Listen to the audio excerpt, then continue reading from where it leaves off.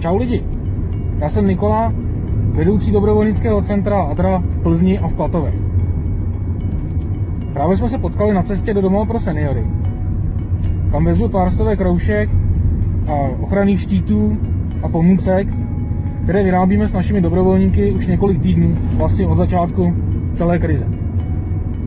Rád bych se s vámi podělil o několik věcí, které jsem se naučil právě při řešení mimořádné události. Tou první, pro mě poměrně překvapivou, bylo zjištění, že naše společnost je takový spící obr.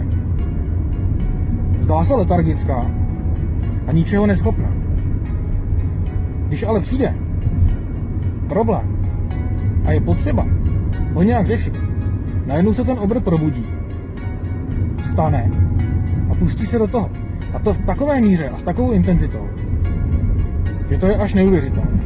Další podstatnou věc jsem se naučil, když se začalo ozývat velké množství dobrovolníků a bylo nutné je začít organizovat. Tehdy jsem pochopil, že pouze když se zaměří veškeré úsilí a veškerá energie k jednomu jedinému cíli, je možné dosáhnout něčeho skutečně velkého. To nejdůležitější, co jsem se tady ale naučil, je poznat 100% bavlnu od látek z příměsí. Střihat, špendlit, šít roušky, opravovat šicí stroje. Nakonec tady naším centrem prošlo 15 000 roušek.